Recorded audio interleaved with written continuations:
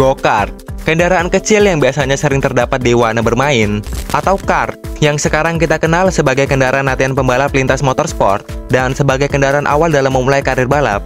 Ternyata, kendaraan mungil ini sudah eksis berbarengan dengan era pertama F1. Cukup mind-blowing bukan? Sejarah go-kart dimulai oleh seorang mekanik balap kelahiran 14 Mei 1918, California, bernama John Arthur Ingalls, atau biasa dikenal dengan nama Art Ingalls. Ingalls sebelum menciptakan go-kart adalah mekanik balap di Curtiss Craft, yaitu konstruktor berbagai macam jenis mobil balap, mulai dari mobil Indy Cars, Midget Cars, yaitu mobil balap yang balapannya di trek tanah berbentuk oval, lalu Quarter Cars, yaitu versi mini dari Midget Cars, lalu Sprint Cars, versi besar dari Midget Cars, dan Curtiss Craft juga membuat mobil jalan raya yang diberi nama Curtiss Sport Car. Dari berbagai jenis mobil balap Curtiss Craft yang ia tangani atau rakit, Ingalls jadi terinspirasi untuk membuat mobil kecil yang di kemudian hari diberi nama go-kart pada tahun 1956. Tahun di mana F1 baru berumur 6 tahun, dan mobil-mobilnya saat itu bisa dikatakan masih sama dari musim pertama F1 dimulai tahun 1950. Belum ada perubahan bentuk yang signifikan. Pada musim panas 1956, sekitar bulan Juni sampai Agustus, Ingalls memulai proyeknya di sebuah garasi yang bertempat di Echo Park, Los Angeles.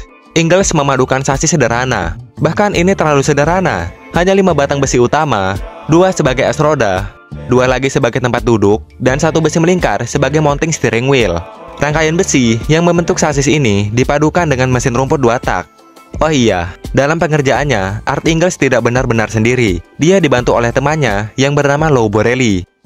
Setelah go-kartnya selesai dirakit, pada tanggal 14 September, Ingalls memamerkan go-kart tersebut di Pomona Raceway dengan mengemudikannya berkeliling area pedok. Salah satu orang yang melihat Ingalls mengemudikan go-kart tersebut bernama Davey Livingstone, tertarik dengan kendaraan unik yang Ingalls ciptakan. Davey pun langsung meminta izin untuk membuat kendaraan serupa. Kurang diketahui bagaimana mekanisme perizinannya. Pada tahun 1957, Davey sudah membuat go-kartnya sendiri. Dari satu orang kemudian dibuat oleh orang lain, yaitu Davey, menjadi cara untuk go-kart menyebar. Dengan strukturnya yang sangat sederhana, bisa jadi orang-orang yang melihat Davey memainkan go-kart, ketika mereka pulang dan sampai rumah, mereka langsung membuat go-kart juga di garasi rumah. Yang pasti tahun 1957, sudah banyak orang lain yang memiliki go-kart. Saking banyaknya, sampai sudah cukup menggelar sebuah balapan dan mendirikan asosiasi yang bernama GKCA, Go-Kart Club of America. Lahan parkir Stadium Rose Bowl tertulis di berbagai artikel yang saya temukan sebagai tempat balapan go-kart pertama di dunia. Sekali balapan, ada 2 kali balapan, ada 3 kali balapan, ada 4 kali balapan, dan seterusnya. Membuat populasi go-kart terus meningkat. Davey melihat perkembangan go-kart yang cukup masif, dengan cepat memanfaatkan momentum tidak terduga itu, dengan mendirikan Go-Kart Manufacturing Company di akhir tahun 1957. Nama go-kart yang saya sebut dari tadi, baru eksis setelah Davey membentuk Go-Kart Company. Jadi, sebelum Davey, kendaraan mini yang dibuat Ingalls di 1956 ini unnamed, alias tidak memiliki nama yang spesifik. Lynn Wineland, seorang editor majalah Hot Rod, mendapat $2 per unit go-kart yang terjual sebagai bentuk royalti atas nama go-kart yang dia ciptakan dan menjadi nama perusahaannya Davey. Melihat kendaraan ciptaannya malah jadi perusahaan yang bukan miliknya, pada tahun 1958, Ingalls bersama Borelli mendirikan Ingalls Borelli dengan nama Caretta sebagai nama kart mereka. Ada Caretta 1 1958, ada Caretta 2 1960, Caretta Sprint 1962, Caretta 6 1964, dan berbagai seri Caretta lain. Di tahun 1958 sendiri, tidak hanya Ingalls Borelli yang berdiri, namun juga bersamaan dengan Buck Engineering. Tahun 1959, Go-Kart Company-nya Davey semakin besar. Mereka memindahkan headquarter ke Azusa, kawasan yang berjarak sekitar 9,6 km dari headquarter awal mereka di Monrovia. Di headquarter barunya, Go-Kart membangun sirkuit karting level kompetisi.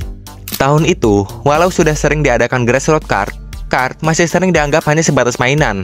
Orang-orang secara luas tidak melihat kart dapat menjadi kendaraan tanda kutip serius, melihat dimensinya yang kecil, struktur sasisnya yang sangat sederhana, dan hanya menggunakan mesin dari mesin potong rumput. Bisa apa sih mesin potong rumput? Kira-kira seperti itu pandangan kart di tahun tersebut secara umum. Dikutip dari artikel FIA, untuk meyakinkan publik bahwa kart bukan mainan, Go-Kart membuat pembuktian dengan uji daya tahan kart yang dipacu selama 7 hari 7 malam dan dikemudikan secara bergantian oleh 28 driver. kart itu berhasil menghasilkan jarak tempuh 8.463 km dengan hanya mengalami kerusakan tangki BBM bocor.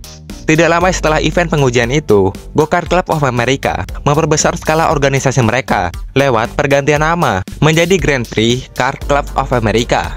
Tidak tanggung-tanggung, langsung Grand Prix.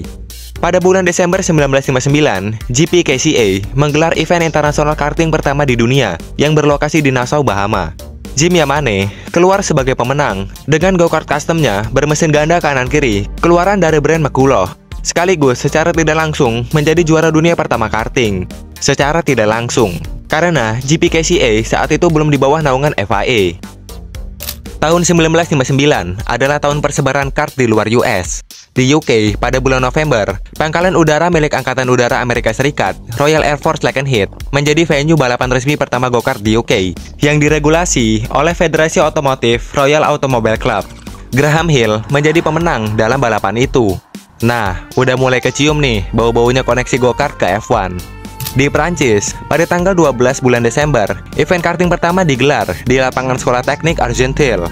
Karting di tahun itu juga digelar negara Eropa lain seperti Italia, Swedia, dan Finlandia. Tahun berikutnya 1960, karting menyebar ke seluruh Eropa, Jerman, Denmark, Belgia, Belanda, Luxembourg, Irlandia, Spanyol, Swiss, Portugal, dan Polandia. Karting sudah menyebar ke seluruh Eropa. Pada tahun 1962, FIA resmi menaungi karting sebagai cabang olahraga bermotor skala dunia, walau saat itu masih skala kontinen, lewat Commission Internationale de Karting. Dari kejuaraan karting di bawah FIA inilah, Alain Prost, Ayrton Senna, dan pembalap 80-an lain memulai karir F1.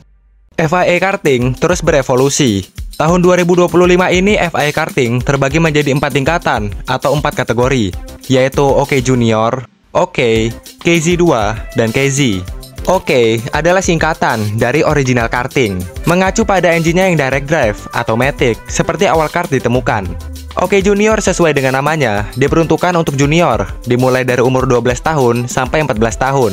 Spesifikasi mesin 125 cc, 2 tak, RPM dibatasi pada 14.000 RPM. Bobot kombinasi minimum driver dan kart 140 kg.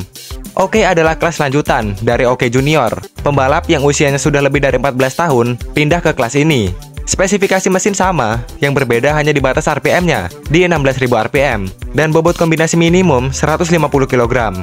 KZ adalah singkatan dari Kart Con Combio, yang artinya kart dengan perpindahan gigi. Spesifikasi mesin 125 cc, 2 tak, kopling manual, 6 percepatan sekuensial. Ukuran maksimum diameter karburator 30 mm. Bobot kombinasi minimum 175 kg untuk KZ2 dan 170 kg untuk KZ. Kategori OK lebih sering digunakan untuk karir ke single seater. Kategori KZ lebih sering digunakan untuk karir profesional di dunia karting. Singkatnya, KZ untuk dunia karting, OK untuk dunia motorsport yang lebih luas.